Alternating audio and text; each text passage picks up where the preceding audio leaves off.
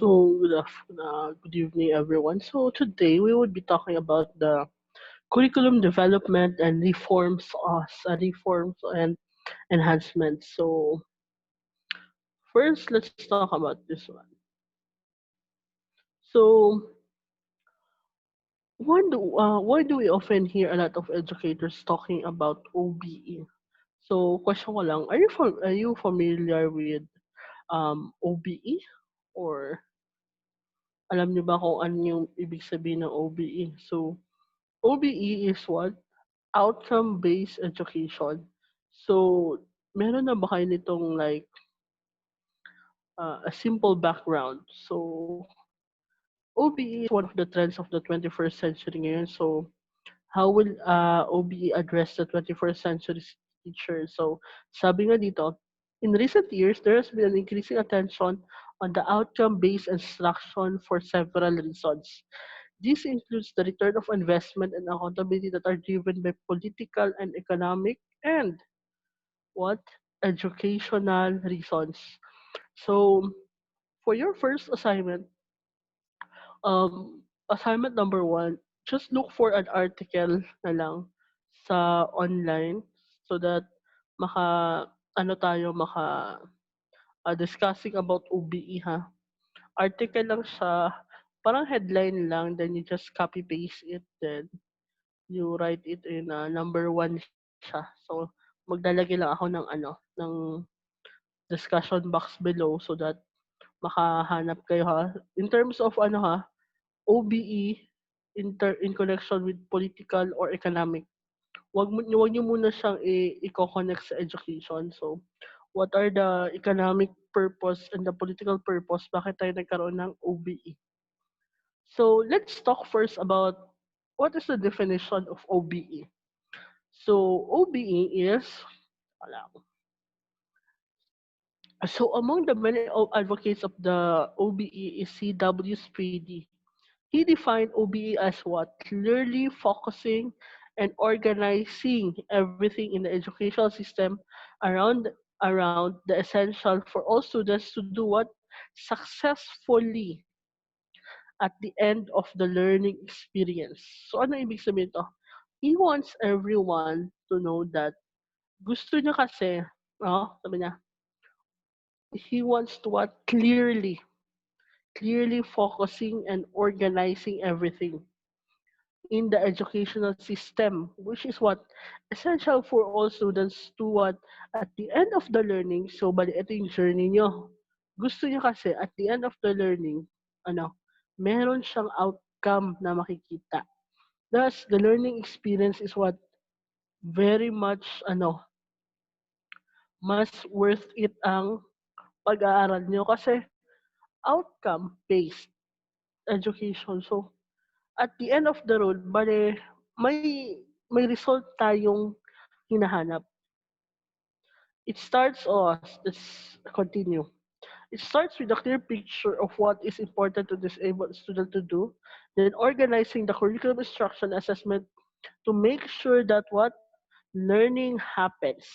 This definition clearly points the desired result of education, which is the learning outcomes. This is made up of yung K-pop na sabi nila, knowledge, understanding, skills, and attitude of students should acquire to make their what full potential and lead fulfilling lives as individual in the community at work. So for example, kayo, as an education student, your curriculum is ginawa siya in such a way that at the end, pagdating niyo ng fourth year, you are what? You are all very good teachers, 'di ba?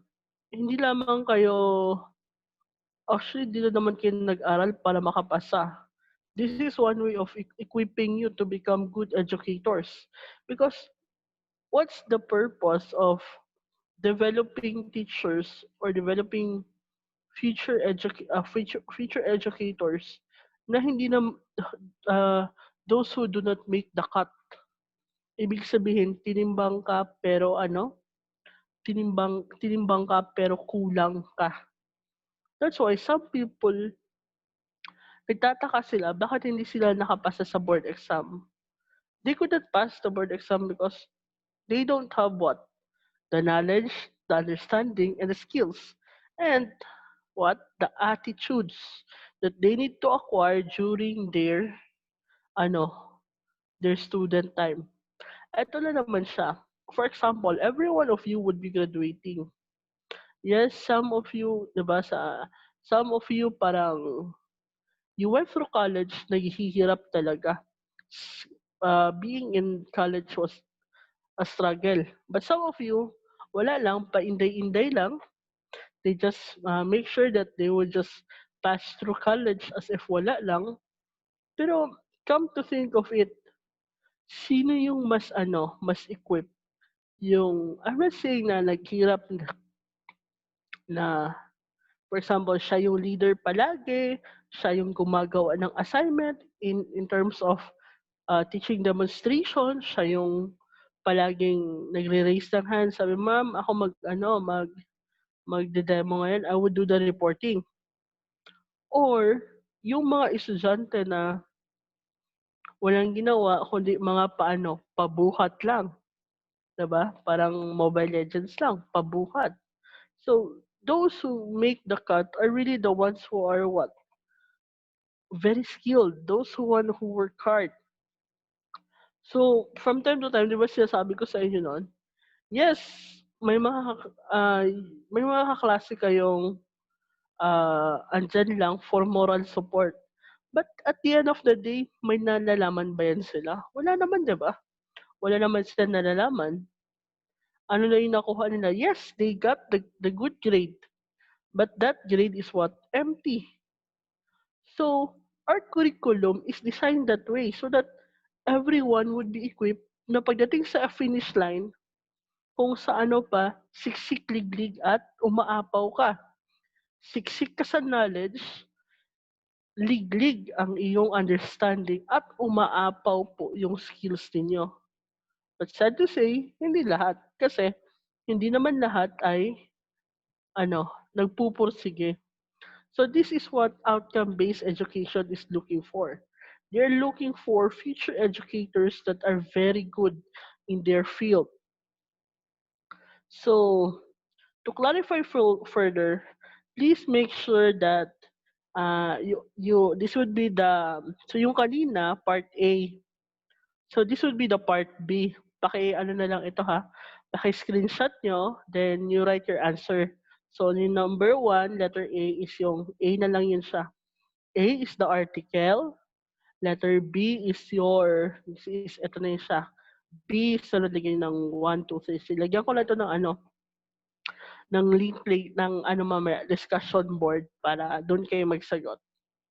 So, ano yung pinaka gusto ni Spady? Ano ba sabi ni Spady? The premise of outcome-based education is this. Kung ano ba yung beforehand niya. All students can learn and succeed, but not at the same time or the same way. Successful learning what promotes even more successful learning. So that's why schools and teachers need to control the conditions that will determine if the students are successful in learning in the school learning. So that's why kaya nga meron tayong mga standards. We have standards to be tackled kasi nga what if there would be no standards? So what would happen? Sabi, okay, on some courses, for example, in sa Notre Dame, during my college, in order for you to be part of the education department, all grades should be 2.25 per subject. Pero meron din silang on the major subjects, it would be 2.25 sa minor to 50. Pero dapat yung average nun, yung GPA mo is what? 250. So, pag 275 ka na, you would be out of the program. 'Di ba ang sakit-sakit nun? 275, you would be out of the program. So, students are very careful kasi nga, there are standards to be, to be met. Kasi if we don't have standards, ano na lang mangyayari sa atin? I'm not saying that we should be critical with other people, but we really need to maintain the standard. Kasi nga, if we don't have standards, ano pa yung purpose ng school? For example, we are producing education students. Yes, pwede we could mass produce education students. But what would happen if we could keep on producing ang dami natin para tayong kung sa Jensen pa there's a school na factory factory ng education students. Every year they have lots and lots of graduates. But the question there is, pumapasa ba yung graduates nila sa board exam? Yun yung masakit dun.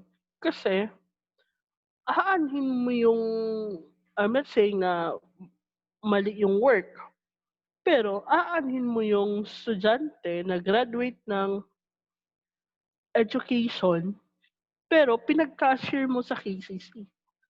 Kasi nga, hindi makakapag-apply ng trabaho.